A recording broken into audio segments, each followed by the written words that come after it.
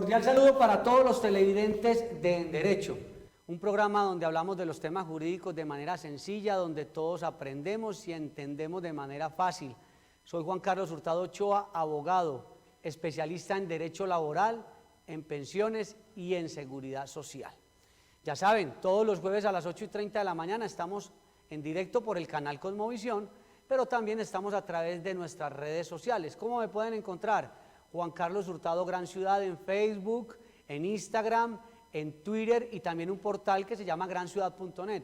¿Se perdió el programa? Usted ingresa al portal granciudad.net y allí hay una sección que dice En Derecho. Están las últimas noticias y los últimos programas por si no logró ver alguno de los temas que hemos tratado aquí. Para las consultas que usted necesite hacer en materia laboral, pensional, derecho de familia y otras áreas, también durante el programa vamos a tener toda la información para que usted pueda llamarnos y apartar su cita. Importantísimo, no se dirijan hasta las oficinas sin pedir la cita. ¿Por qué razón? Porque tenemos una agenda de trabajo con nuestros abogados donde pues planificamos las citas con cada persona que debe llevar la documentación. En cambio, si usted llega allí, que nos ha pasado en los últimos días, usted llega sin cita, pues lamentablemente le tenemos que decir, pues perdió la avenida o no perdió la avenida, le damos la cita para tal día. Entonces mejor nos llaman a las líneas que aparecen en pantalla. Entonces ustedes preguntarán, entonces Juan Carlos, ¿para qué da la dirección de la oficina? Es para que sepan que estamos ubicados en el centro de Medellín, edificio del Café, pero lo importante es con nuestra asistente Juliana Chavarría pedir la cita, porque además ella le va a decir qué documentos va a llevar, cuándo lo pueden atender, de repente hasta ella misma puede resolverle una inquietud. Entonces es mejor hacer ese mecanismo, es muy importante. Además, decirles también que como estamos en las redes, consúltenos sobre todos los temas del derecho, decirles también a los empleadores y trabajadores independientes que tengan inquietudes sobre la seguridad social. Ha habido mucha inquietud sobre si el trabajador independiente debe cotizar sobre qué porcentaje, si es sobre el 40% del contrato, todo eso pues también nosotros los acompañamos y les explicamos cómo lo deben hacer. Tema importantísimo que vamos a tratar en el día de hoy para que tomen atenta nota. Vamos a hablar un poquito sobre las expectativas que hay con la reforma tributaria. Reforma tributaria es nuestro tema de hoy, golpe al bolsillo. Y vamos a hablar con un experto, un invitado nuestro que en otras oportunidades ha estado con nosotros en otros espacios de derecho, que es el doctor Daniel Diosa Martínez. Él es abogado, es contador, especialista en temas tributarios. Doctor Daniel Diosa, gracias por estar con nosotros en Derecho acá en el canal Cosmovisión y bienvenido a hablar acá un poquito sobre estos temitas de bolsillo. Juan, gracias a ti por la invitación y desde luego hablar de temas de interés en materia tributaria a propósito del proyecto que tenemos y desde luego cómo nos va a afectar en el día a día, no solo en el tema particular de empresas, sino también el bolsillo de las personas del día a día, digámoslo así, cómo podría verse afectado. Pues en temas económicos de Congreso y política todo puede ir cambiando de manera circunstancial, por eso al momento de la emisión de este programa es probable que algunas cosas hayan cambiado y otras no. Doctor Daniel Diosa, la gran preocupación que existe entre los televidentes y los ciudadanos del común, empecemos por la ganancia ocasional. ¿Ganancia ocasional qué? ¿Qué es la ganancia ocasional? Cuando vendo algo, cuando recibo algo, ¿qué es ganancia ocasional? Porque en eso la reforma tributaria trae algunas situaciones que han generado polémica. Claro que sí, Juan. Incluso allí para todas las personas que nos están viendo, ¿qué es ese concepto o ese criterio de ganancia ocasional? Pues bien, la ganancia ocasional, digámoslo, yo puedo desarrollar una actividad económica y producto de esa actividad económica obtengo mis ingresos. Son mis ingresos ordinarios producto de la actividad. Sin embargo, cuando se realizan, digámoslo concretamente, en ciertos momentos o cuando se obtienen en ciertos momentos ingresos extraordinarios o ingresos ocasionales, como pueden ser ¿cuáles?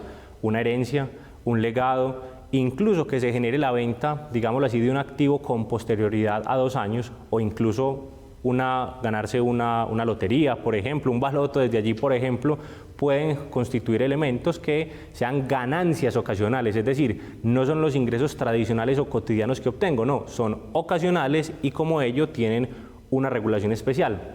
Vamos a ver desde allí. Normalmente, a propósito de la fecha, en este tiempo entre agosto a octubre estamos precisamente en declaraciones de renta de personas naturales, pues el impuesto sobre la renta se conoce como impuesto sobre la renta y complementarios. Y el concepto de y complementarios hace referencia a la ganancia ocasional. En este caso van a pasar cosas bien importantes. ¿Qué sucede en la actualidad? Vámonos a un ejemplo de los que hablé, vámonos a un ejemplo concreto.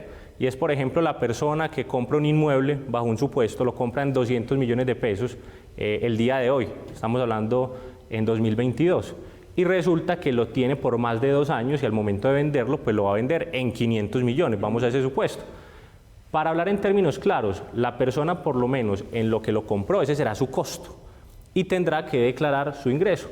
Bajo ese supuesto, entonces, si Daniel vende el inmueble en 500 millones de pesos y le costó 200, pues él pagará el 10% de la diferencia entre los 200 y los 500, es decir, 300 millones de pesos. A eso le aplica una tarifa del 10%. Eso se paga hoy. Eso es lo que se paga hoy. ¿Qué es lo que se está criticando y, por supuesto, lo que nos tiene en vilo? ¿Qué sería lo nuevo? ¿Qué sería lo nuevo allí? Pues bien, resulta que en materia tributaria, en el caso de las personas naturales, tenemos una tabla que es bastante gravosa incluso desde allí, y establece una progresividad, es decir, a mayores ingresos, pues mayor será la tarifa. Lo que está proponiendo la norma ahora es que esa venta o ese valor grabado de la venta, yo lo llevo a esa tabla. ¿Y qué es lo complejo? Que, como lo decía hace un momento, yo pagaré sobre la diferencia, en el día de hoy es el 10%.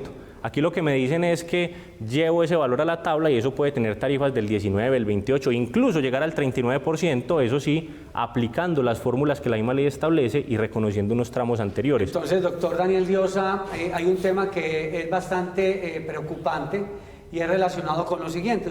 Sigamos con el mismo ejemplo de quien compró el inmueble en 200 millones de pesos.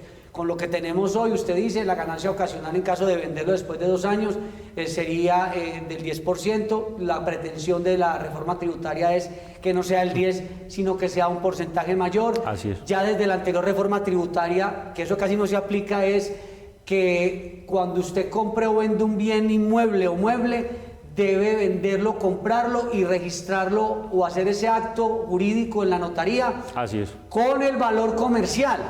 Que eso se ha venido, digamos, como que la gente le viene haciendo el juego a la cosa, pero además de eso, usted dice, ya no solamente el problema es del valor comercial, que sigue siendo muy complejo, porque antes era sobre el valor catastral, que era muy bajo, sino que además la idea es sobre el valor comercial también aumentar otro porcentaje, mejor dicho, la ganancia ocasional.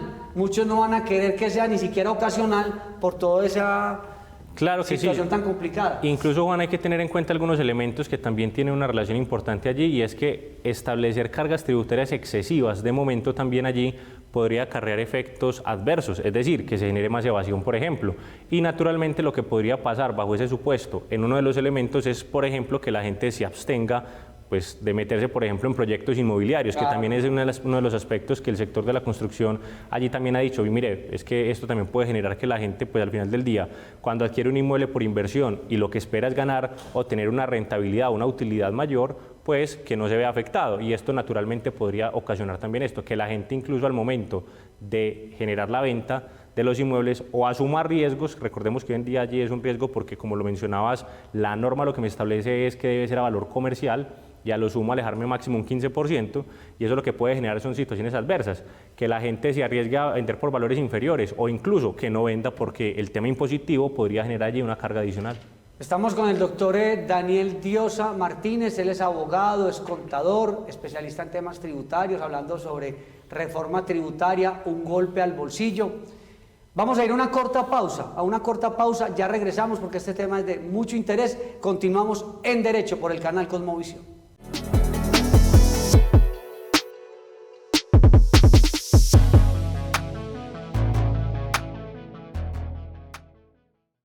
Señor empleador y trabajador independiente, es muy importante saber cómo se realiza la afiliación a la EPS, riesgos laborales y fondos de pensiones, cómo se tramitan las incapacidades, cómo se reportan los accidentes laborales y las enfermedades de origen común, cómo debe hacer la cotización al sistema de seguridad social el contratista o trabajador independiente. Para acompañarlo en estos procesos y asesorarlo de manera adecuada, llámenos a los teléfonos que aparecen en pantalla y resuelva sus inquietudes. Somos especialistas en derecho laboral, en pensiones, en seguridad social. Si tiene también situaciones derivadas del derecho de familia, de la responsabilidad civil, del tema de las sucesiones y otras áreas del derecho, no dude en comunicarse con nosotros. Los teléfonos y los datos aparecen en pantalla. Estamos ubicados en el edificio del Café, centro de Medellín, oficina 1903. Abogados expertos a disposición suya. Colegas del derecho, ¿les gustaría asistir a nuestro programa para anunciar sus servicios, para pautar con nosotros? Es muy sencillo, la información aparece en pantalla. Se comunican con nosotros y podemos acordar la cita para que ustedes puedan asistir a este programa en Derecho con Juan Carlos Hurtado Ochoa.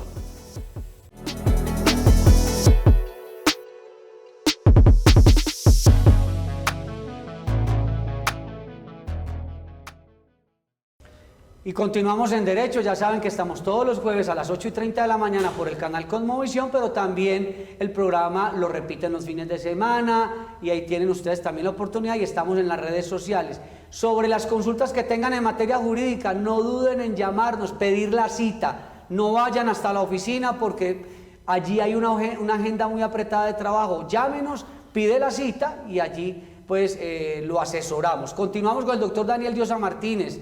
Reforma tributaria, un golpe al bolsillo. Doctor Daniel, en el primer segmento del programa, usted nos decía que la ganancia ocasional pretenderá ser grabada, o no sé cuál será el término, y que mucha gente se desmotivará para la compra y venta de inmuebles o de carros o de otras cosas por el tema de la ganancia ocasional. Pero algo que usted me había dicho hace algunos días me dejó muy cabezón, y es que también a uno le toca declarar sobre el ingreso. Así es. Entonces yo tuve un ingreso, por decir algo, de 100 millones de pesos y declaré esos 100, pagué por esos 100, si se puede decir así. Pero además con los 100 compré un inmueble. Así también tengo que declarar por ese inmueble. ¿Eso es lo que pasa hoy o es lo que pretende la nueva reforma? Bueno, en este caso es una crítica que se hace y que de hecho ha venido de una recomendación de la OCDE. Recordemos que la OCDE, la Organización para la Cooperación y el Desarrollo Económico, en palabras claras es como una especie de sello de garantía, una especie de sello ICONTEC para el inversionista extranjero. Si un país hace parte de la OCDE, pues es seguro invertir, en palabras claras, digámoslo. ¿Y qué sucede? La OCDE ya le ha dicho a Colombia en varias ocasiones, mire, no establezca impuestos al patrimonio. ¿Qué sucede? Esta no es la primera propuesta de impuesto al patrimonio. Recordemos que llevamos ya bastantes años hablando del impuesto al patrimonio, que siempre se ha hablado que tiene una temporalidad, pero como se conoce en materia tributaria, no hay nada más permanente que un impuesto transitorio. Y entonces desde allí, ¿cuál es la crítica que hace la OCDE? Mire, no establezca impuestos al patrimonio, porque establecer impuestos al patrimonio es gravar el ahorro. Entonces hablar de un ejemplo muy importante allí que puede ser muy claro. Hombre, si el señor Pedro, por ejemplo, obtuvo en el año 120 millones de pesos y resulta que el señor Pedro, muy juicioso, siempre ahorró y dijo, voy a meterme en un proyecto inmobiliario, por ejemplo. Y entonces así va organizando y durante su vida pues fue obteniendo un patrimonio. ¿Qué sucede? En esta reforma tributaria se propone un impuesto al patrimonio que iría desde los 2.730 millones de pesos en patrimonio líquido. ¿Eso qué quiere decir? Yo tengo que tomar la totalidad de mis activos y restarle las deudas. Ese resultado es la verdadera riqueza, es decir, cuál es el verdadero patrimonio. Y si supera esos 2.700 millones aproximadamente, pues estará gravado con el impuesto al patrimonio. ¿Cuál es la crítica? ¿Por qué es gravar el patrimonio? ¿Recuerdan el ejemplo del señor allí que iba adquiriendo los inmuebles y producto de ello, pues generando ese ahorro, esa inversión hacia un futuro? Pues él en ese momento, cuando declaró, pagó impuesto de renta sobre esos ingresos. Entonces, con lo que obtuvo de ingresos, construyó su patrimonio y el día de mañana, o el día pues allí cuando se cobre este impuesto, pues se le estará gravando además ese ahorro que tuvo. Entonces, allí es la crítica que se ha hecho desde la OCDE, que lamentablemente no hemos hecho caso. En algunos supuestos se nos dice, mire, no establezca impuesto al patrimonio, ojo, pilas con la bancarización para efectos del 4 por mil, pero ya se ha dicho en Colombia, impuesto al patrimonio continúa, 4 por mil continúa, porque no hay nada más eficiente, por ejemplo, en el caso del 4 por mil. Doctor Daniel, usted acaba de tocar un punto muy importante cuando hablamos del ejemplo de quien tuvo unos ingresos que ya declaró, pero que además en un futuro compró un patrimonio y también ese patrimonio que puede ser un bien inmueble, también lo tiene que declarar. Entonces, ¿cómo así? Pues o sea, me declaro el ingreso, también declaro el ahorro porque ese ahorro está plasmado en el patrimonio. Pero la gente cree, no, es que 2.700 millones de patrimonio, eso a mí no, hombre, yo no tengo todo eso. Es que, ojo, que pueden ser 2.700 del patrimonio, pero él acaba de explicar algo importante. De los 2.700, la mayor parte es deuda. pero como son 2.700 lo que vale, me imagino que eso es lo que usted quiere explicar, a ver si de pronto es por ahí. Ok. 2.700 es el patrimonio, pero usted debe un montón de plata y finalmente son 200 millones lo que usted tiene en patrimonio líquido. Entonces, a usted sí lo va a perjudicar o no. Vamos a ver allí cuál sería el supuesto y vamos con un ejemplo que también sería claro.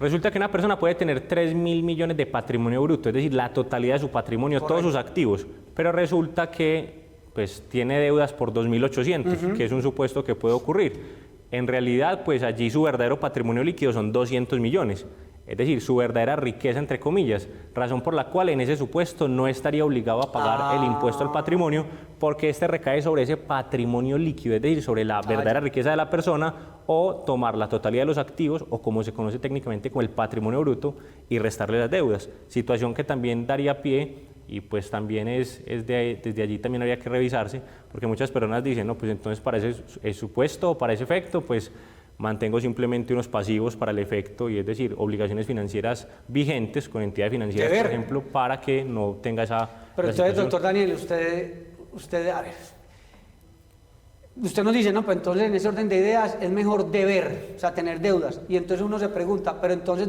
¿qué hago entonces con lo que me gano y el ahorro? Porque si compro un carro, si compro una casa, además del ingreso, también tengo que declarar el patrimonio. Entonces yo le hago la siguiente pregunta, doctor Daniel. Mucha gente en Colombia, los que tienen capacidad, poder adquisitivo, están diciendo, no, pues mejor vendamos lo que tenemos, abrimos cuentas en Panamá o en Estados Unidos, pero entonces mi pregunta es, como la OCDE dice, hombre, no se pongan ustedes a gravar el patrimonio y el ahorro, que eso no es sano. En Estados Unidos, por ejemplo, quien está adoptando la posibilidad de comprar mejor en Estados Unidos, ¿les toca la misma dinámica de ingreso-patrimonio o allí hay más gabelas? Bueno, hay varias situaciones allí para tenerlo en cuenta y es una realidad que muchas personas están en este momento tomando la iniciativa de invertir en Estados Unidos, bien sea abrir una cuenta, bien sea en Estados Unidos o en Panamá, tener un ahorro en dólares por lo menos, y desde allí es importante tener en cuenta pues varios aspectos. En Colombia, ¿eso qué me puede generar? Uno, si supero un tope desde ese supuesto, pues tendré que declarar algo llamado activos en el exterior, que en este momento está cercano a los 75 millones de pesos a 1 de enero de cada año. Esto no genera un pago, para tenerlo en cuenta. Esto lo que genera es una obligación de informarlo. Y de igual forma también declararlo en el patrimonio para efectos del impuesto de renta en Colombia. ¿Qué sucede desde allí? Toda la rentabilidad que se tenga, por ejemplo, en Estados Unidos, haciendo la salvedad que esto dependerá del estado en el que se encuentre, podría ser eventualmente gravado. ¿Qué sucede? La persona natural que sea residente fiscal en Colombia y que efectivamente llegue a pagar impuestos en Estados Unidos producto de la renta, lo que establece la norma tributaria en Colombia es que él puede tomar ese impuesto pagado en el exterior y tomárselo aquí como se conoce como un descuento tributario. Es decir, si pagué, por ejemplo, $2.000 o $2.500 en Estados Unidos de impuesto de renta, digámoslo para hablarlo simplemente en cifras redondas, 10 millones de pesos representados en aquel momento, y se lo va a tomar en Colombia, el impuesto de renta son 12, por ejemplo, pues él se podrá tomar la totalidad de los 10. Eso es como un poco lo que sucede en esta medida. Pero entonces en ese ejercicio, el que tiene un patrimonio muy alto, es mejor que no tenga ese patrimonio aquí, sino en el exterior, porque al descontárselo va a tener mayores beneficios, o a la final termina siendo el mismo ejercicio. Termina siendo el mismo ejercicio porque los residentes fiscales colombianos tenemos una obligación, y entonces usted tiene que declarar su patrimonio en Colombia y en cualquier parte del mundo. Usted no es que yo me fui a comprar en Estados Unidos y me lavé las manos. Ejemplo, hemos visto también allí, está de moda todo el tema de influencers y demás, que se van, que se quedan y demás. Pero resulta algo, ojo, no basta simplemente con que la persona se vaya. Es decir, puede que la gente diga, hablemos de un caso bien particular, no, me voy, pero tengo todo mi patrimonio aquí en Colombia, por ejemplo. Venga, es que hay un criterio que también me establece la residencia fiscal, y el solo hecho de que usted se vaya no quiere decir que usted no es residente fiscal colombiano. Entonces, al momento de una persona, ojo, sea un nacional colombiano o sea un extranjero, que viene a Colombia y se enamoró del país y dijo, me quiero quedar aquí en Colombia, y supera más de 183 días, la obligación automática es, venga, qué pena, pero usted me tiene que declarar sus ingresos de fuente mundial, y usted me tiene que declarar, en este caso también, el patrimonio de fuente mundial. O sea que quien se está llevando los recursos de Colombia, pensando en que se va a salvar de la reforma tributaria, pues no, porque igual usted tendrá que declarar lo que tenga por fuera del país. Sí, incluso Juan, es un aspecto importante tenerlo en cuenta allí, y es que hablamos al inicio y mencionabas, vea, entonces el tema de la deuda y demás, hay que hacer una advertencia importante a las personas. Realmente en la actualidad la recomendación es, venga, ir generando ese incremento patrimonial, no tiene nada de malo. Hoy en día, pues con todo el cruce de información que se generan por acuerdos internacionales y demás, pues la realidad es que hay que declararlo todo allí. Sin embargo, tengan muy en cuenta algo, se ha generado una práctica común en los años que la gente, bien sea puede establecer o adquirir deudas que son debidamente soportadas o sustentadas, pero también se ha dado una mala práctica desde allí, que simplemente se establecen cruces de cuentas por cobrar y cuentas por pagar, y mucho ojo, porque recordemos que desde 2016 esto está tipificado como un delito, el criterio de pasivos inexistentes. Así como me castiga la norma desde el punto de vista tributario y penal por la omisión de activos, pues también se genera por en este caso, la inclusión de pasivos inexistentes. O sea, inventarse deudas, ¿o qué? Exactamente. ¿Y cómo se puede hacer eso de inventarse deudas? Lo que sucede es que en muchos casos muchas personas tienen inconvenientes para efectos del reconocimiento de un activo, por ejemplo.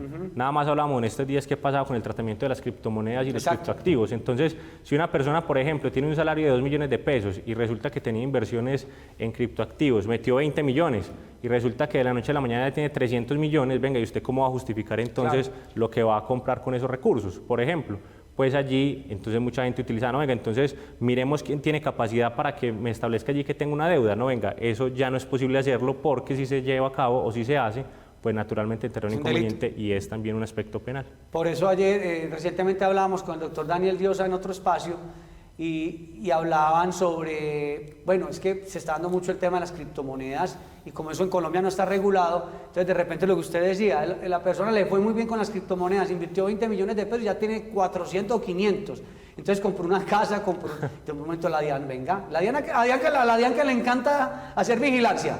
Venga, mi hijo, y usted venía aquí con unos ingresos de 1 millón, 2 millones de pesos y de repente aparece donde salió usted con ese activo, con ese patrimonio. Totalmente, Juan, y de hecho hay que hacer una advertencia allí importante, y es que, como lo decías al inicio, esto puede estar sujeto a cambios, puede estar sujeto a modificaciones, porque estamos en un proyecto, naturalmente en el Congreso de la República se dará, por supuesto, el trámite legislativo que se requiera y puede estar sujeto a algunos cambios y modificaciones. Pero hablemos a hoy qué se tiene, en palabras claras desde allí. Ojo, porque en el caso del impuesto de renta de personas naturales, recordemos que en un inicio se decía, vamos por los 4.000 más ricos, luego vamos por los 40.000, luego no, para los demás de 16 millones, y ya vamos por los demás de 10 millones.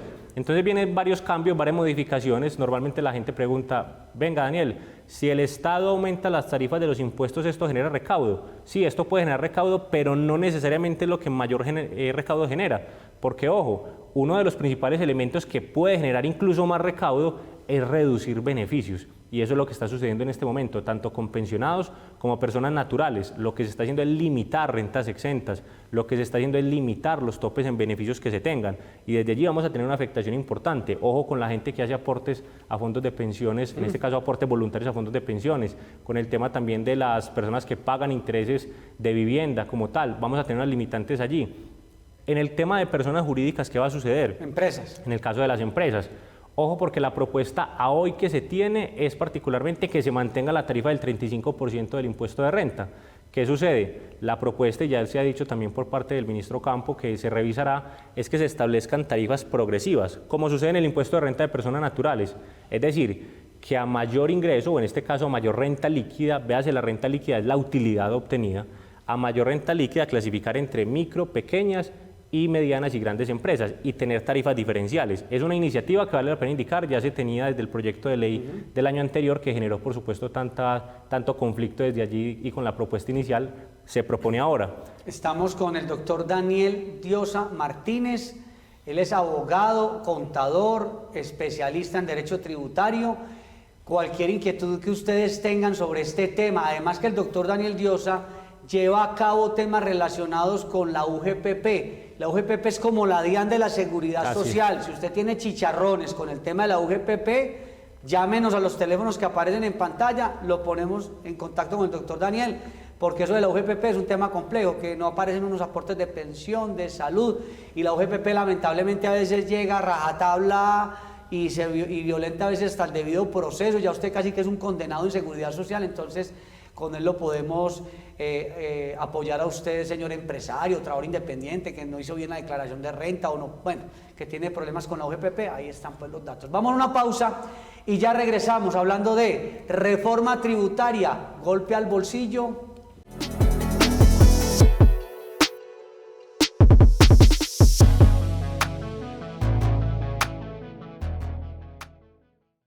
Señor empleador y trabajador independiente, es muy importante saber cómo se realiza la afiliación a la EPS, riesgos laborales y fondos de pensiones, cómo se tramitan las incapacidades, cómo se reportan los accidentes laborales y las enfermedades de origen común, cómo debe hacer la cotización al sistema de seguridad social el contratista o trabajador independiente. Para acompañarlo en estos procesos y asesorarlo de manera adecuada, llámenos a los teléfonos que aparecen en pantalla y resuelva sus inquietudes. Somos especialistas en derecho laboral, en pensiones, en seguridad social. Si tiene también situaciones derivadas del derecho de familia, de la responsabilidad civil, del tema de las sucesiones y otras áreas del derecho, no dude en comunicarse con nosotros. Los teléfonos y los datos aparecen en pantalla. Estamos ubicados en el edificio del Café, centro de Medellín, oficina 1903. Abogados expertos a disposición suya. Colegas del derecho, ¿les gustaría asistir a nuestro programa para anunciar sus servicios, para pautar con nosotros? Es muy sencillo, la información aparece en pantalla. Se comunican con nosotros y podemos acordar la cita para que ustedes puedan asistir a este programa en Derecho con Juan Carlos Hurtado Ochoa.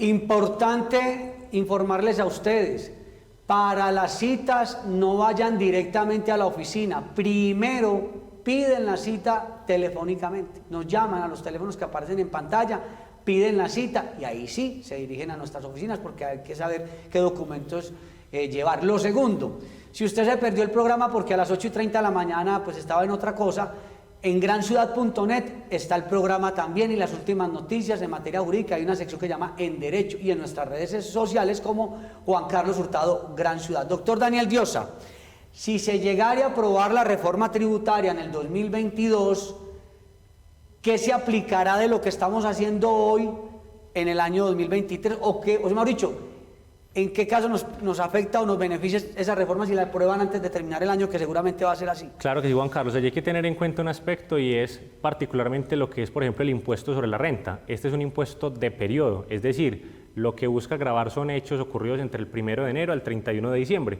Y constitucionalmente se dice que toda modificación en materia tributaria entrará a regir a partir del periodo fiscal siguiente. Entonces, una advertencia allí. Para efectos de la ganancia ocasional y lo que llegue a suceder, pues esto en realidad entraría a regir a partir del año 2023, a partir del 1 de enero, y recordemos que el 2023 lo declararemos en 2024. Ahora bien, un aspecto importante, lo que hemos escuchado también allí de todo lo que tiene que ver, por ejemplo, con el impuesto al consumo de bebidas azucaradas o productos ultraprocesados.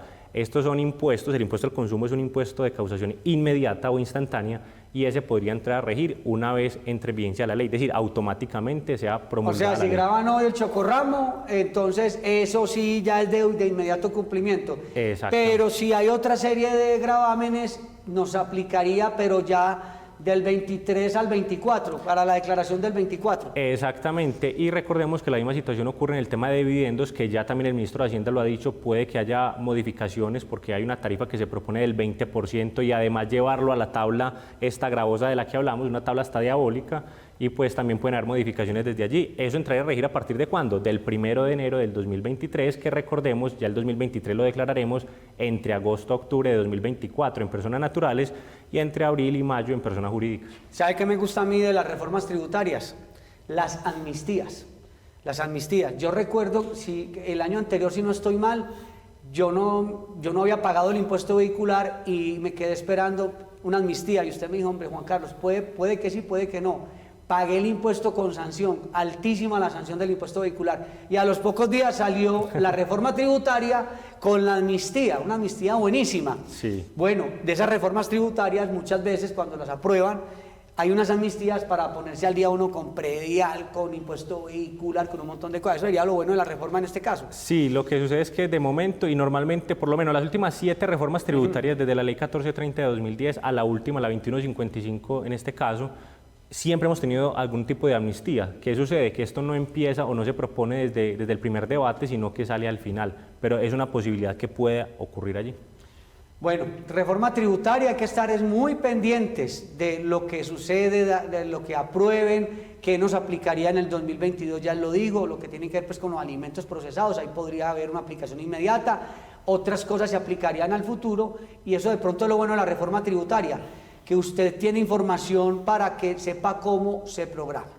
Estuvimos hoy con el doctor Daniel Diosa Martínez, muchas gracias por acompañarnos hoy en Derecho. Juan Carlos, muchas gracias a ti por la invitación, un gusto inmenso. Estuvo también con ustedes Juan Carlos Hurtado Ochoa, ya saben, todos los jueves 8:30 de la mañana en Derecho, para aprender y entender de Derecho de manera muy sencilla. Un abrazo para todos, chao.